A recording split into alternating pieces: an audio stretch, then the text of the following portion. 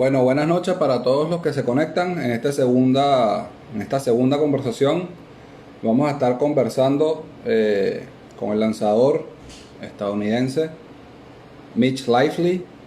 Estuvo como lanzador en 5 temporadas en la Liga de Béisbol Profesional, una con los Bravos de Margarita, 4 con los Navegantes del Magallanes. Saludos para todos los que se conectaron.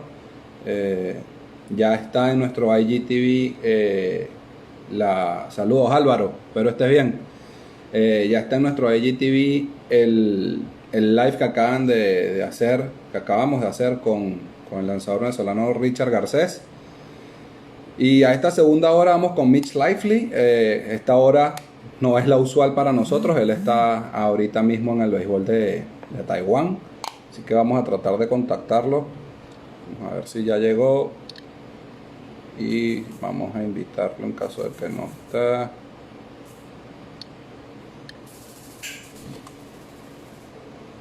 En nuestro perfil de Instagram pueden conseguir las entrevistas que hemos estado haciendo. Bueno, más que todo conversaciones, muy buena conversación a primera hora con el cerrador Richard Garcés. Aquí va a estar Mitch. Vamos a conversar en inglés y vamos a ir traduciendo al mismo tiempo. Así que vamos a enviarle la invitación.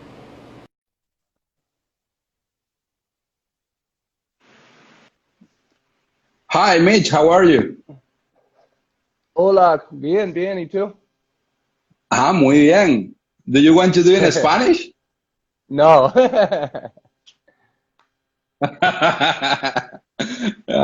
No problem. How are you? How is Taiwan right now? Doing very good. We've been playing games for about 2.5 months. The last month we've had 2,000 fans, so it's great.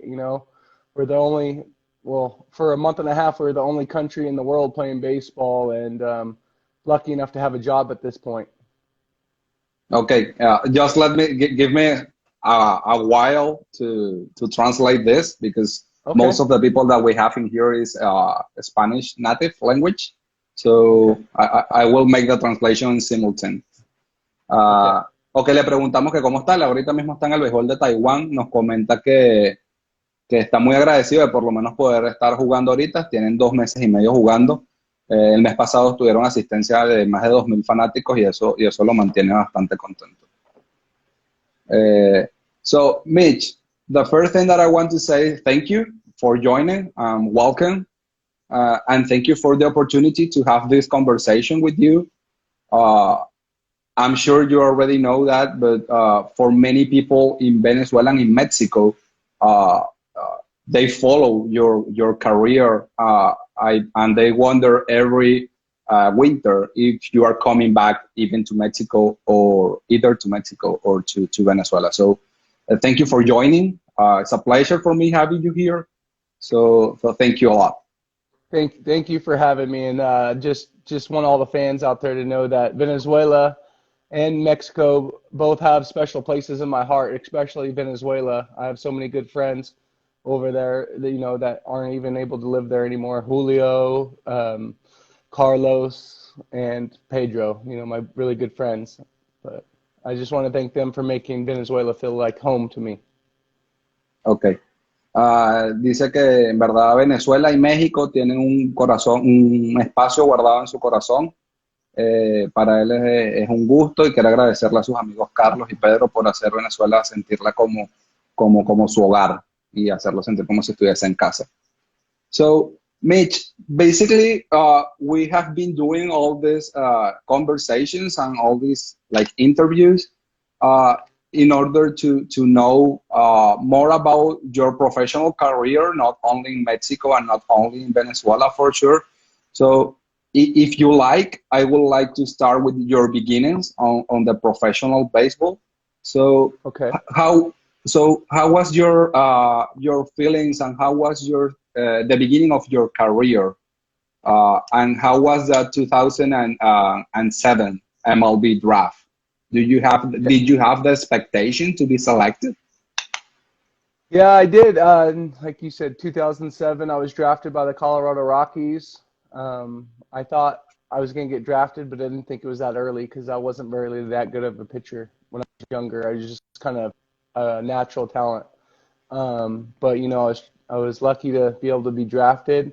And I actually, a lot of people don't know this, but after only 7 games, I was released due to an injury. I got released, and I was out of baseball for about 3, 4 months without a job. And then in 2008, the Giants called me and gave me an opportunity, and my career took off from there.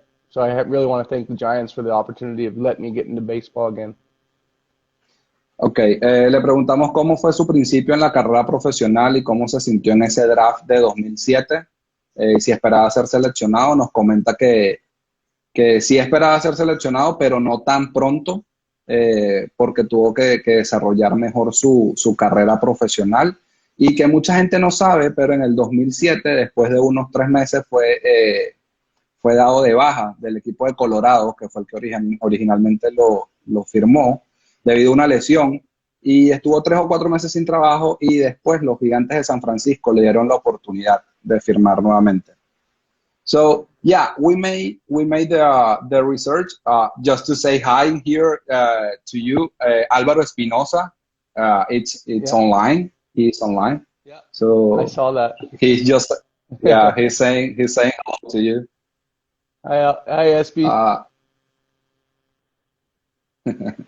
okay, so how strong you needed to be on that moment, because we made the research and we did know about the Colorado Rockies experience. How strong mentally you needed to be in order to put yourself together and get back to the professional baseball. I mean, it was really hard. It was a really hard. I was actually not even thinking I was going to play baseball anymore. I'd given up on baseball and was ready to start the next chapter of my life. And I got a call from Doc Edwards, who is a famous Mhm. major league manager with the Pirates and a couple of teams for an indie ball team. And he called me.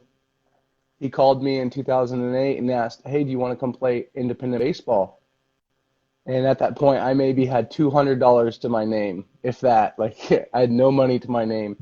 And I said, I don't know. And they said, well, you have to get your way out. You have to pay your way out here. And all of my friends, I was with my four best friends, and they all gave me $100 a piece. And I drove out next day and got drafted by the Giants. And then from there, I really had to work hard. I mean, every day I had to know the long-term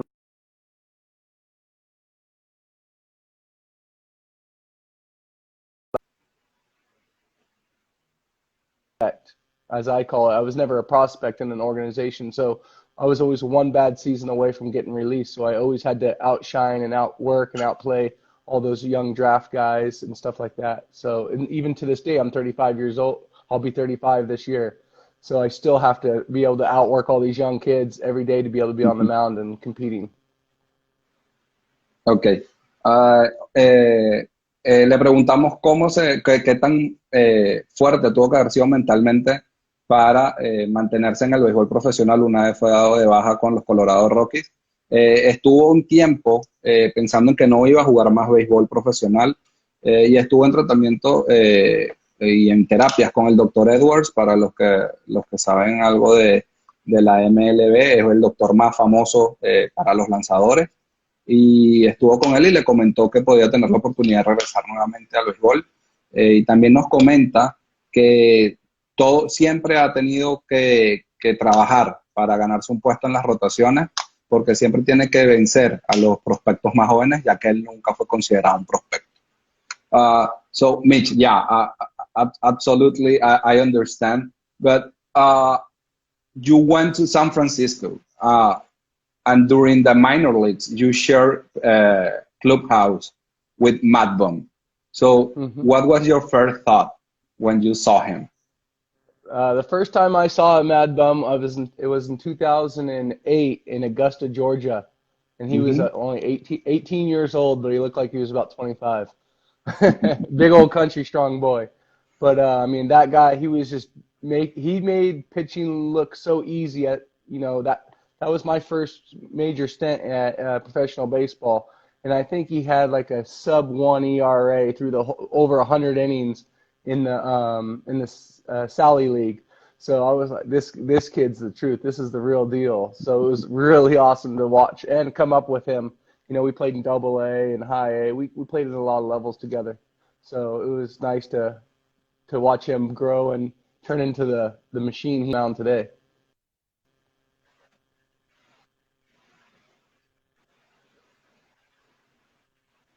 Can you hear me?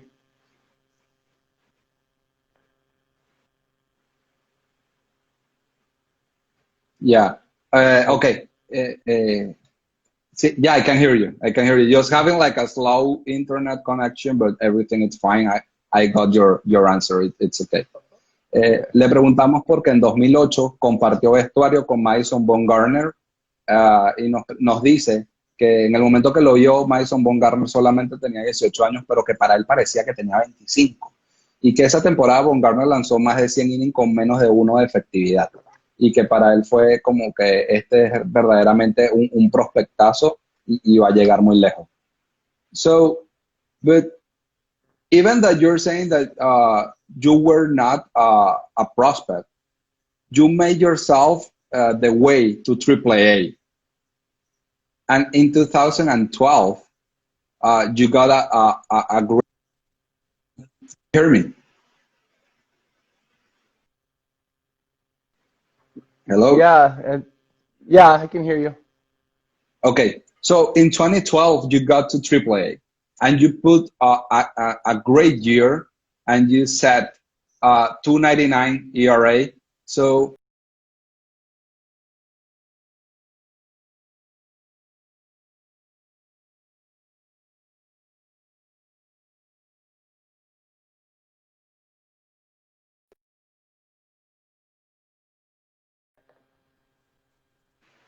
do you hear that? I heard about the 2.99 ERA. That was about it. Sorry. Okay. And of course, what the question was, what you change or what you needed to work to get to that level? And for that moment, were you expecting the call to the show? Uh, yeah, actually in 2011, um, or in 2010, I got the organizational award of most three pitches or less getting guys out in the organization. I would always just attack guys. And then in 2011, I had a pitching coach in double A, and he had talked to me. He goes, "Yeah, that's great to get guys out in three pitches or less. I know the organization, wants that, but they say to make it to the big leagues, you need to be either a starter or you need to strike out a lot of guys."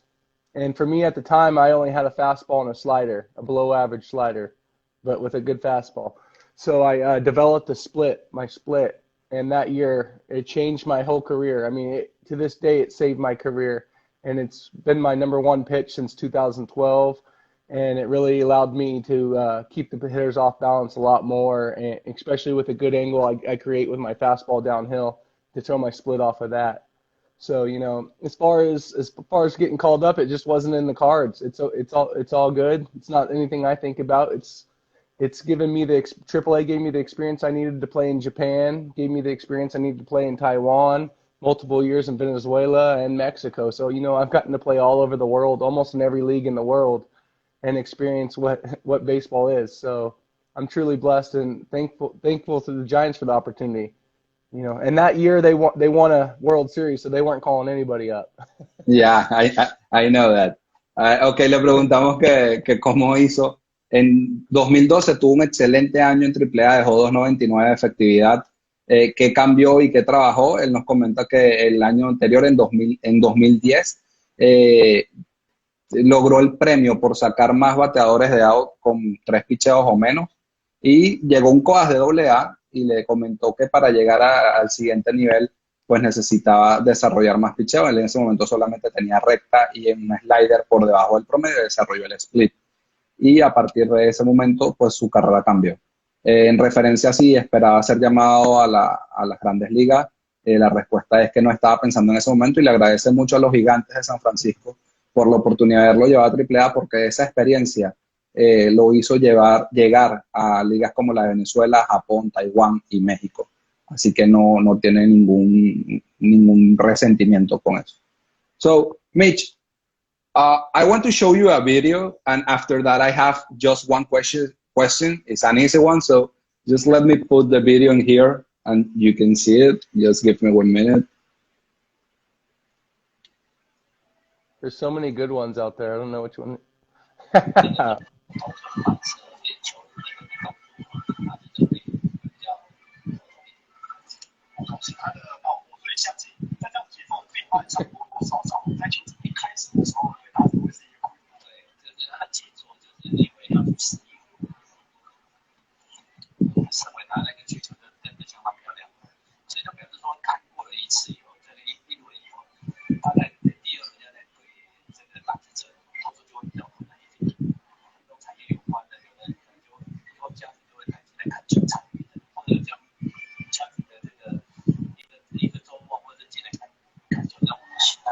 So, when did you start to do that and to 2000.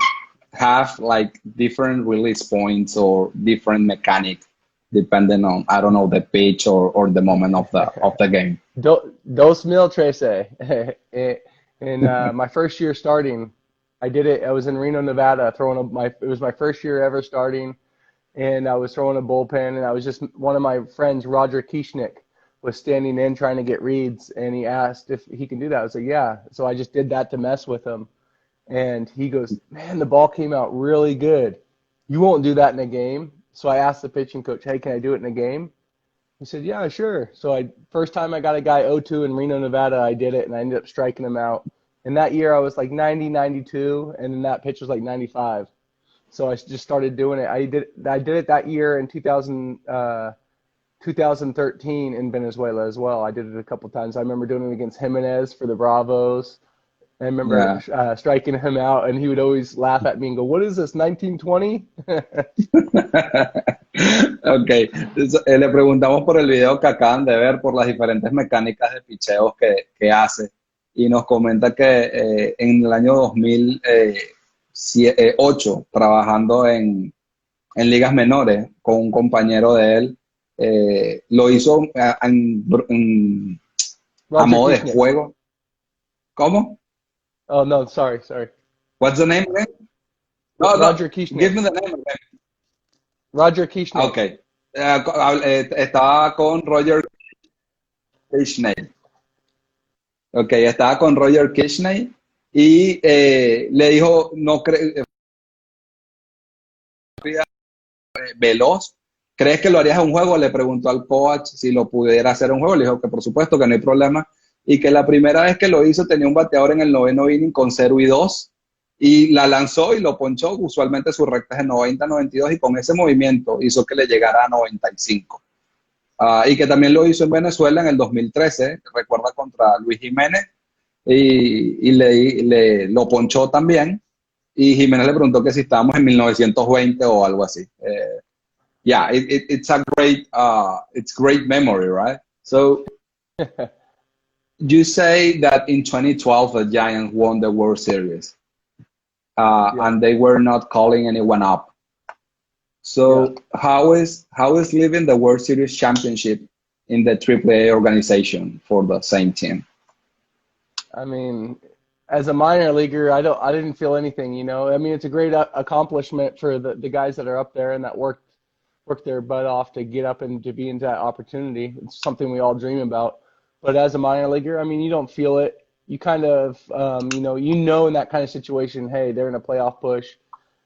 They really need you to call you up. They're not going to, it's not like, if you're on the Marlins or, someone who's way out of the playoffs at that moment that, hey, they're just going to call up guys to give opportunities to.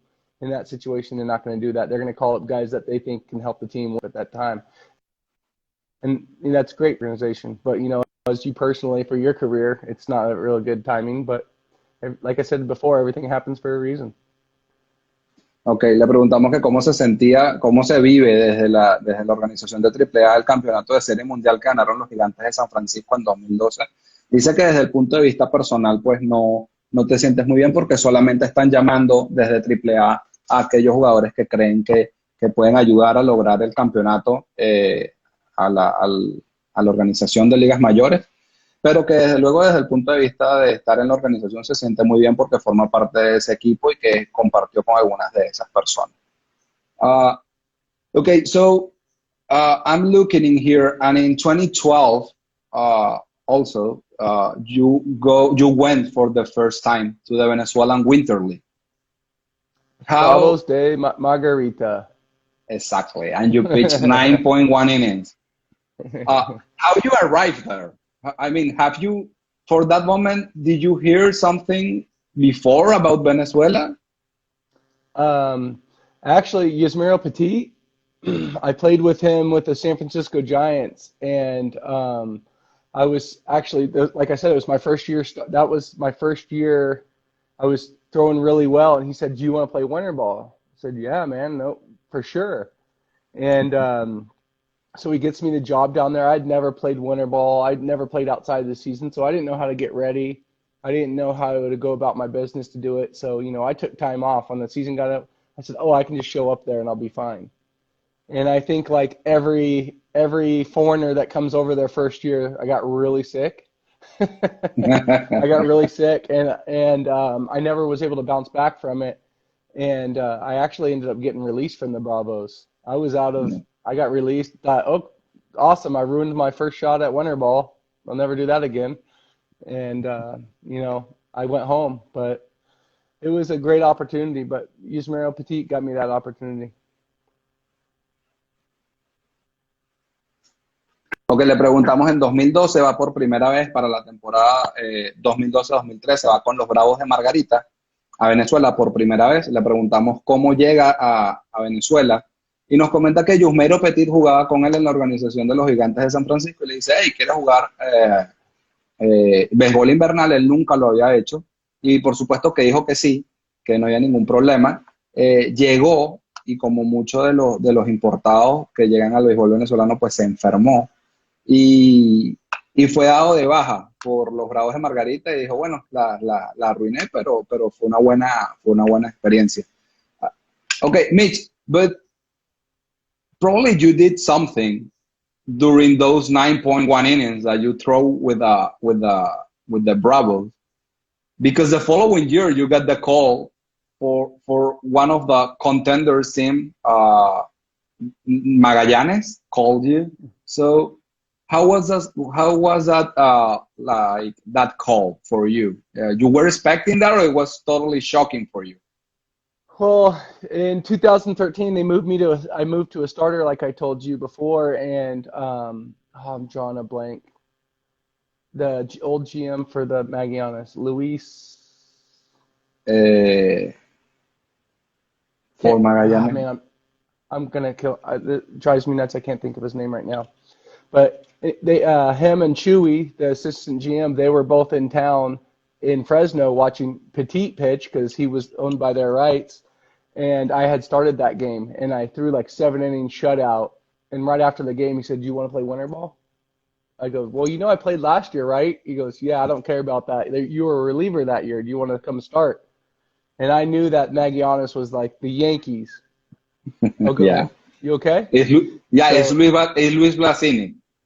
Yeah, Luis Blasini. Yes, Luis Blasini. And so I said, yeah, I want to go to Magallanes. I love Valencia. Valencia was a beautiful city. So I was like, yeah, I definitely want to go to Magallanes. I want to wear the pinstripe. I want to, play there. And I didn't think that city and that team would have the effect on my career that it did.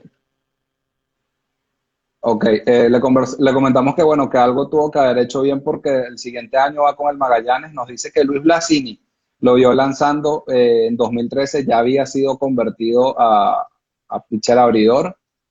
Y Blasini lo vio lanzando y le dijo, hey, ¿quieres volver al béisbol invernal? Y le dijo, sí, ya yo fui. Y Blasini le dijo, sí, yo sé, pero quiero que vaya. Por supuesto que él dijo que sí porque le gustó Valencia, le gustó el equipo, piensa que es una ciudad muy bella y tomó la decisión de ir y bueno, le salió a pedir de boca.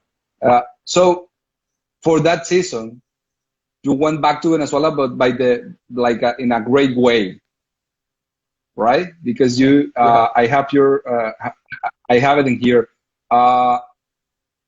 well, before arriving to that, the whole season, how was the feeling for you to starting in a Caracas Magallanes game? There's no Caracas Magallanes game, man. There's nothing like it. I think I pitched in 4 of them that year. I think I pitched 4 Caracas Magallanes games that year, and there's nothing like it because the stadium's packed, the stadium's full, it's loud, but not even just that. Everybody in the country, whether they're a Zulia fan, you know, any fan there, Lara, they're all watching that game. Everybody. So, you know, there was a lot of pressure on those games, and to be able to pitch in 4 of them in one season was pretty awesome. And I'm pretty sure that helped launch my career in Venezuela. Yeah, for sure. Ok, le preguntamos cómo se vive un Caracas Magallanes, cómo se vive lanzar un Caracas Magallanes. Me dice que es impactante porque todos los fanáticos, no solamente de los dos equipos están viendo luego, sino que fanáticos como el Zulia, fanáticos como los del Zulia, los del Cardenales, todos los fanáticos en general y los fanáticos del béisbol están viendo eso. En esa temporada le tocó lanzar 4 veces en un Caracas Magallanes y para él fue una situación que vivió con bastante presión, pero está seguro que forma parte de algo que le hizo lanzar su carrera en Venezuela hacia un gran nivel. So, Mitch, what's harder, throwing a Caracas Magallanes in Caracas or pitching a Caracas Magallanes in Valencia? That's not even a fair question. I mean, it's hard because you have the pressure of being in front of your own fans, you know, at home, but also that's more of an advantage because when you do good, you have more of that adrenaline. So definitely pitching at Caracas because every time you would come set, they would do that roar. They'd play that lion roar every time you came set, you know, and every hit you gave up, hopefully it wasn't very many because that place, even if it was a bloop single, that place would just erupt and everyone's throwing their beers off a base hit. So I was trying to avoid them scoring because I didn't want to see beers flying around.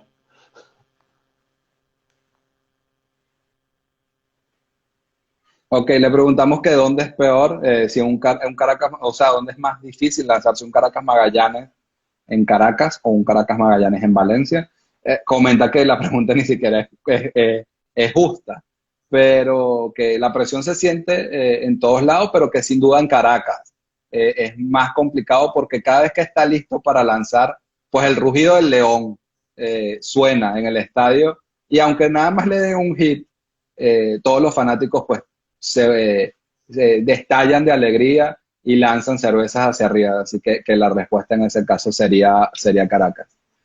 Uh, okay, so going back in that season, you won the pitcher of the year for that season. So how was your mindset during that season to accomplish that? And in what moment you realized that you were in the race for that award?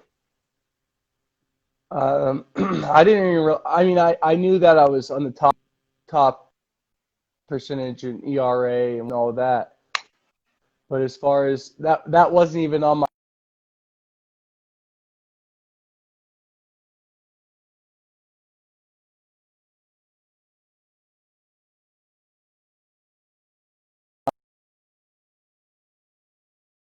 later in the season after all of the games have been played. So it definitely wasn't anything I was thinking about, oh, I want to get pitcher of the year. You know, after I got pitcher of the year, the next year, every year I was thinking, I want to get it again, you know? So it was there was more pressure after getting it rather than trying to get it the first time. Ok. Le preguntamos, esa temporada 2013-2014 gana el premio lanzador del año en la Liga Venezolana.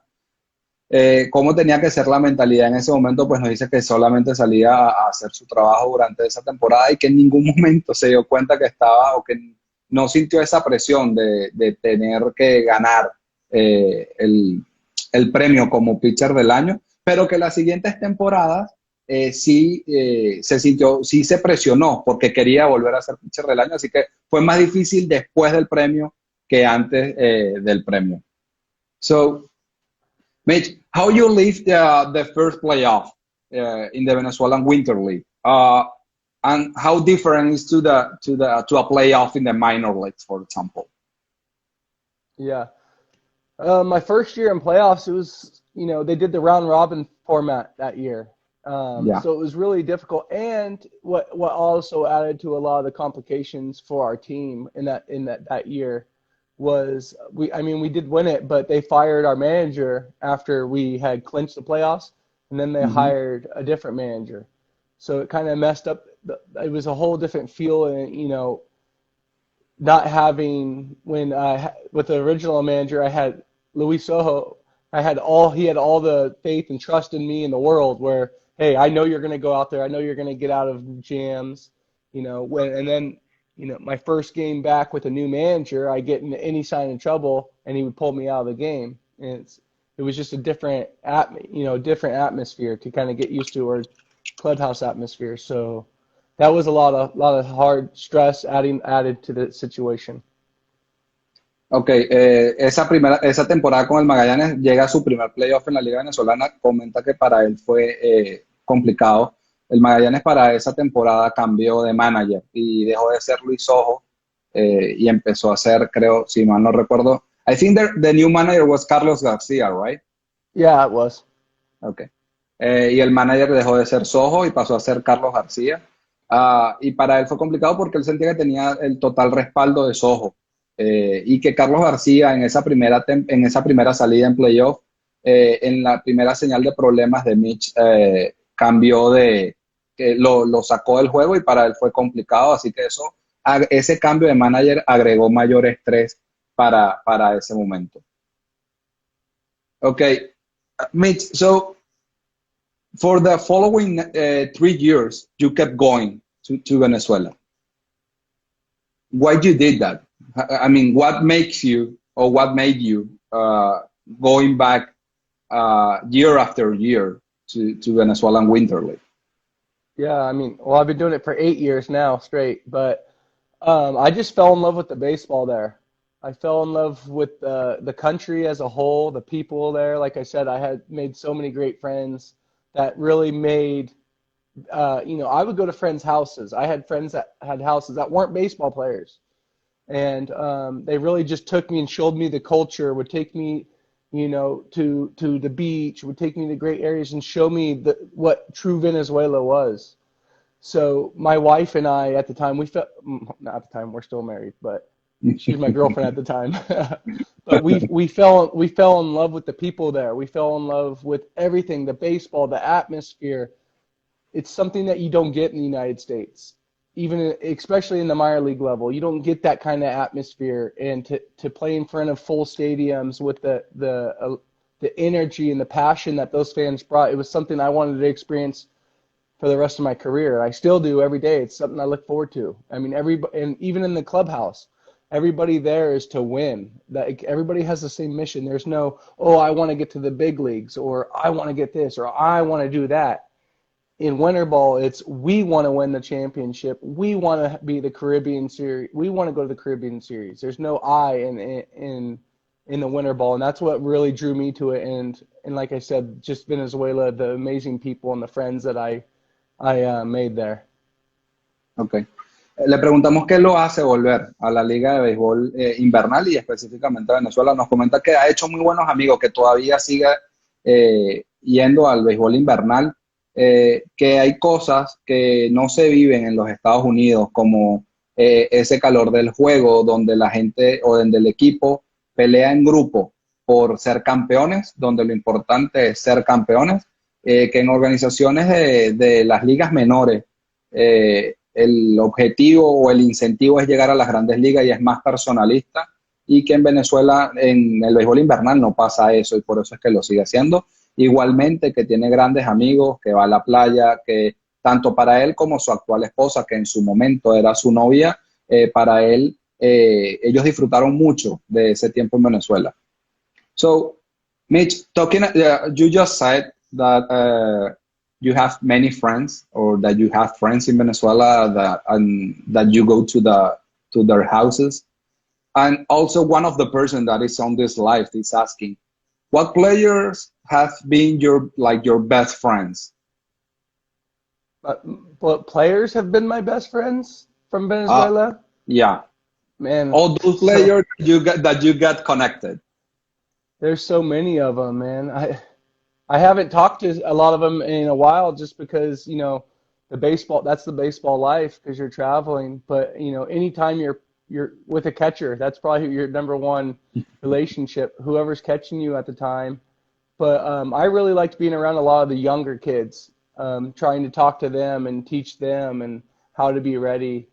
So I really don't know the answer to that because there are so many guys I played with. The names are even stumbling right now because I've been the Chinese names the last 3 years. But if I saw their face, it's just so many memories in Venezuela. So many great teammates. Like I said, everyone there was to help each other and to help the team get to a championship.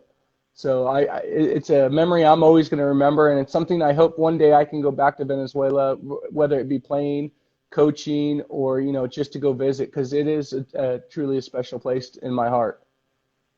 Ok, le preguntamos qué jugadores habían sido de repente con los que mejor se llevaba. Dice que la respuesta es muy complicada.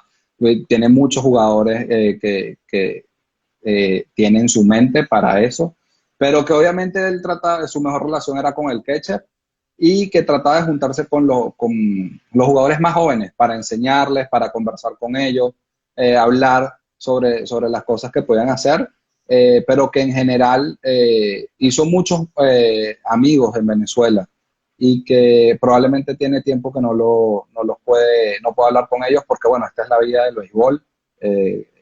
Van y juegan y ahora están en otros equipos, pero, pero que en general tiene muy buenos amigos y obviamente le gustaría regresar a Venezuela, no solamente jugando, sino otra vez como coach o como manager. Uh, so, Mitch, what memories do you have about Roberto Espinosa as a pitching coach? Oh man, I remember the first time I met him. He's like, "What's up, dog?" And I just fell in love with him the first day we met. I still actually stay in touch with him a lot. We message on Facebook, and he actually he was a pitching coach out here in Taiwan for a couple of years with the Ida Rhinos. So I first heard about Taiwan through him because when he was actually my pitching coach there, he was here during the summers. So I had heard about Taiwan baseball through him. That was the first time I ever really heard about baseball in Taiwan. But I always really respected him as a pitching coach and in his role. He really helped me stay focused on how to be a better pitcher in that league in Venezuela. Ok, le preguntamos qué recuerdos tiene de Roberto Espinosa. Dice que la primera vez que lo vio, Roberto Espinosa lo saludó, "What's up, Doc?" Y desde ese momento o sea, se la llevó súper bien con él. De hecho, tienen contacto. Roberto lo enseñó muchísimo a cómo lanzar en la Liga Venezolana. Y de hecho, actualmente Mitch está en Taiwán y llegó allá. La primera vez que escuchó de Taiwán fue a través de Roberto, así que son muy buenos amigos y se mantienen en contacto. So, Mitch, how hard, I mean, I don't know how's your Spanish, but how hard it's for a U.S. Player going to Venezuela that not many people speak English. How hard is doing that? Yeah, it's very hard.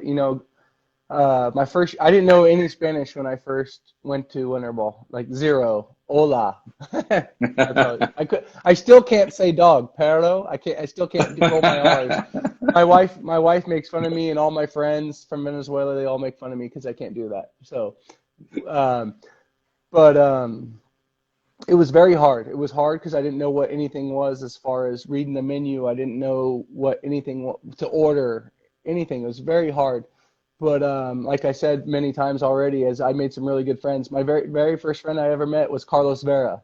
He was a local kid. He was young. I think he was like 21 years old when I met him. And I met him at the hotel, and he just took me under his wing and would take me out and take me to his family's house, to his friend's house, and introduce me to all his friends. And he started teaching me Spanish. And now I speak pretty good Spanish, I guess. It's Spanglish. I like Spanglish. But it's It's a lot easier now than it was before. I can get in taxis, I can order at restaurants, read menus, know what stores are, so it's a lot better than it used to be. Ok. But now Le oh sorry. And now I'm going through it all over again here in Taiwan because I can't read anything here and I don't understand anything. I maybe could speak 40 words. that was my following question, but okay. Le preguntamos qué tan difícil es el lenguaje para un jugador de los Estados Unidos en Venezuela. Dice que es muy difícil, porque bueno, no sabía primero, antes de ir a Venezuela, pues lo único que podía decir era hola, eh, y era muy complicado hacer pedidos en el menú o pedir en un restaurante. It was Carlos Vera, right? Carlos Vera, yeah. Ok. Y después conoció a Carlos Vera, que era un chico de 21 años, y lo ayudó muchísimo y de hecho terminó dándole clases de español, así que su español actualmente es mucho mejor de lo que era cuando llegó a Venezuela. So you basically understand what I'm translating, right? Yeah. Good to know. I can't speak very well. It's very hard for me to speak it. And we, and I get caught up here because we have two Dominicans and a Cuban on my team right now. I'm the only American guy on the team. So I'll try to speak as much Spanish as I can to them. And then I turn to a Taiwanese guy and I try to speak Mandarin to him and I start speaking Spanish and he's like, "What?" I'm like, "Sorry." So I get real confused out here all the time. But Ok, ok. De hecho le pregunté si entiende la traducción que estoy haciendo, me dice que sí, que lo que pasa es que no lo puede pronunciar de una manera tan fluida. If I miss something, you can let me know. okay. Ah, que no lo pronuncia de una manera tan fluida. De hecho, actualmente en su equipo de Taiwán está con un par de jugadores dominicanos y trata de hablar el mayor español que pueda. Y en algunos momentos se voltea a hablar con un jugador taiwanés y le habla en español, así que es como que no le entiende. Uh, okay, Mitch, so uh, on your final season in Venezuelan Winter League, you got drafted for the final by the Águilas. So how was that moment for you? You were expecting it, or it was totally surprising for you? Uh, oh, I had a really good year that year. So I was expecting to get drafted, because they were only drafting from two teams. It was us and Caracas. I think it was the first time in history both teams didn't make the playoffs. But so I knew that I was going to get drafted. I just didn't know what team. And then I got the call from Zulia. Hey, you're going to Zulia, and I was like, man, it's hot there. I know it's hot. And so I got there and I was just thinking, I'd pitched against that team. And so I was just thinking, okay, I'm going to be here the first round and then I'm going home. I didn't think we were going to win. And then as soon as I walked into that clubhouse and I met all those guys and I felt the energy and the fire and the passion that all those young kids, they weren't tainted. They didn't have all these big league, guys. They had all these young, hungry players that wanted to win, and you could just feel it, feel the energy from them. And I just knew right then that we were going to win a championship. I said, "This is the team. I'm glad I'm here. We're going to win." And I mean, I think we lost 3 games that whole playoffs. It was unreal. That team was just on fire. Ok, en su última temporada en la Liga de Béisbol Venezolano fue seleccionado en la ronda de refuerzos por las Águilas del Zulia. Le preguntamos si esperaba ser seleccionado, nos comenta que sí era. No sabía por cuál equipo todavía. Esa temporada tanto Caracas como Magallanes quedaron eliminados en la primera ronda, algo que no pasa rutinariamente. Y cuando recibió la llamada del Zulia y le dijeron que iba a jugar con las Águilas, lo primero que pensó es caliente, hace calor. Eh, y pensaba que iban a ir, iba a lanzar un solo juego, que iba a ser algo rápido y que en el mismo momento que entró al dugout y vio la cantidad de jugadores jóvenes con hambre de ganar, con sed de triunfo, que no eran jugadores consagrados en las grandes ligas, sino un equipo con mucha hambre por ganar el campeonato, supo en ese momento inmediatamente que iba a ganar y que en ese momento estuvo muy agradecido de estar en ese equipo.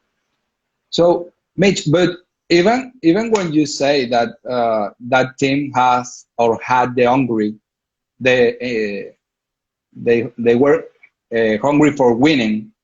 Hmm. In that final, you won two of those games, so you were like a big standard or a big value for that championship. So what Yeah. do you feel? What do you feel about that? Well, it was kind of crazy because I struggled against the Tigres the series before. I mean, I had one big hit that cost like 4 runs, but I remember they announced me as game one starter. They said you're going to start game one, and I'm like, are you sure? Like you have good guys that are your guys that got you here. And I remember I did the worst thing any guy could do as I got online when they announced me, and all the fans were like, why would you start Lively? Why him? Like why start Lively? He was terrible last week. And I just like for me, there's two ways you can go. You can be like, yeah, you're right, or you can just use things like that as fuel, you know. And for me, I've always been that kind of person. You tell me I couldn't do something like, oh, you're going to AAA, but you're only going to be there for a week until someone gets healthy. Well, you know what? I'm going to make that decision really hard for you. So when I read that, I used that as fuel, and I said, okay. And then the first game, I went out there. I think I threw 7 innings, something like that, and we actually scored a lot of runs, which helped and made it pretty easy. Is when you score a lot of runs. But you know, and then to go out there for game, I think it was game five. Yeah, Five. game five. Yeah, Yeah. I threw game five, and other than a solo shot home run in the seventh inning, I was pretty lights out that game and just locked in. You could just feel the crowd. I mean, sold out Zulia, and you know, it was an amazing feeling. So I was happy. I mean, that was one of the most memorable series of my career up until last season. But that probably was one of the most memorable playoffs experiences of my life. Ok. Él fue seleccionado para lanzar en la final y ganó dos juegos. Le preguntamos qué fue, le comentaba que había realizado un gran aporte para ganar el campeonato y dice que sí, que le llamó la atención que la semana previa a la final pues no le había ido muy bien contra los Tigres y cuando le anunciaron que iba a abrir el juego uno, preguntó que si estaban seguros. Muchos de los fanáticos no entendían por qué Mitch Lively iba a abrir los juegos, el primer juego después de lo que había pasado la semana anterior contra los Tigres. Y en ese momento pensó que hay dos maneras de hacer las cosas o hay dos pensamientos que pueden venir. El primero es que puedes decir si es verdad, los fanáticos tienes razón y no das la pelea. Y la segunda es utilizar eso como incentivo para demostrar y para lanzar mejor. Y eso fue lo que él hizo. Lanzó 7 innings en el primer episodio, en el primer juego, perdón.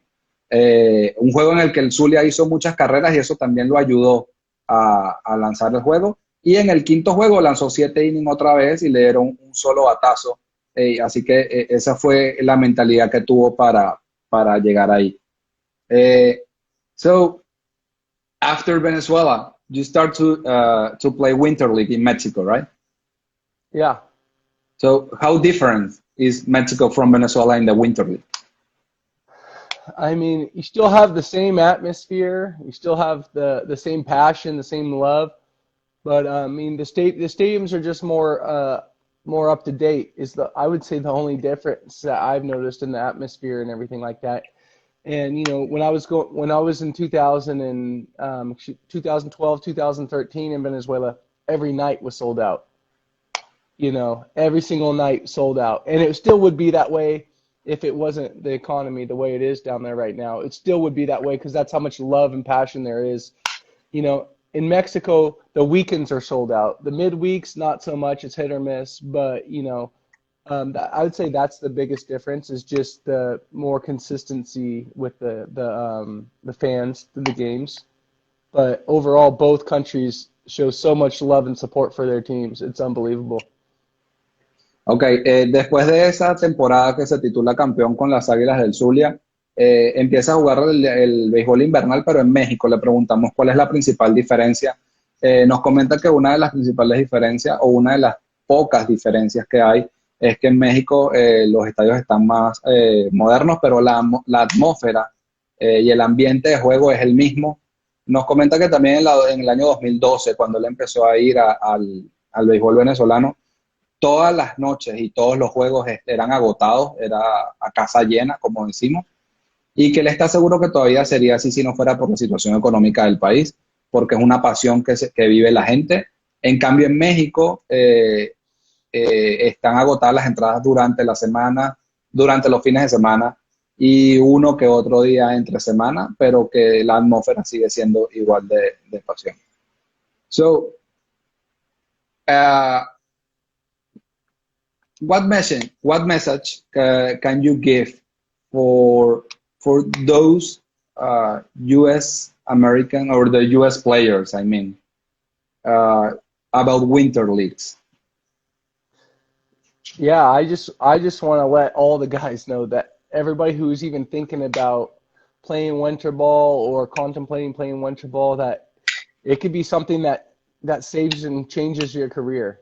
For me, it opened up a whole wide world, literally. It opened the world to me, and it gives up you so many more opportunities to get jobs, whether it's when you're done in the States. Maybe you go play and you do good. Maybe you get released from the States. Well, then you go play in Mexico during the summer. You can go play in Japan. You can play in play in Taiwan, Korea. There's so many more doors that winter ball lets you be seen, especially if you're a guy like me who was never a prospect, who was never a guy that was really on the radar. You go down there and you can shine and do good and then put yourself on a map. Ok, le preguntamos qué tan importante y qué mensaje tiene para los jugadores que juegan en las ligas, que juegan en Estados Unidos, los jugadores americanos, sobre el béisbol invernal. Dice que no lo deberían pensar, no deben tener dudas. El béisbol invernal abre las puertas y puede abrir el mundo entero, literalmente como lo hizo para él, a un mundo de béisbol, porque en el caso de él, que no era un prospecto, eso lo llevó a jugar pues a Japón, a Corea, a Taiwán, a México, y que eso le abrió muchas puertas en el mundo del béisbol y que de igual manera sirve para el desarrollo de tu carrera como profesional. So, Mitch, I want to thank you for giving me this opportunity to talk to you. I know that it's very early in Taiwan now, so I just want to thank you for this. It has been a real pleasure. So if you want to say something in Spanish for those people in Mexico and Venezuela that are looking at you, so please go ahead. Okay. I just want to say muchas gracias to todos fanáticos en Venezuela y México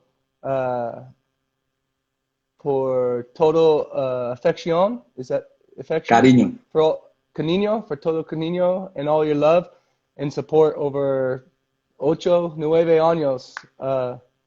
Te amo todo. I love everybody. Te amo Magianas. Te amo Venados. And gracias for todo. Te amo. In serio. I love everybody. I love all my fans. I love all the teammates that I've played with. I love all the coaches that have helped mold me into who I am today. And I'll never forget any of you. And I also want to thank Carlos, Vera, Julio, and Pedro for making Venezuela always feel like home to me. Okay. Gracias, I will translate the last part. Como Okay. muchos escucharon sus palabras en español, después agregó que también quiere dar las gracias a sus coaches, a Carlos Vera, a Julio y Pedro, que hicieron que Venezuela se sintiera como su casa y que él se sintiera como estar en familia. So, Mitch, thank you very much once again. So, I hope you get a great season in Taiwan, and I hope that someday we can see you again in the Venezuelan Winter League. Yeah, thank you. And I'll anytime you want to do an interview or talk or anything, questions, no problem. And I would love to come down to Venezuela again, whether it's play, coach. Like I said, it's a place I love and I hold true to my heart. So I hope one day I can come back. Okay. Thank you very much. Have a nice day over there. Gracias. Buenas noches. Thank you. Bye.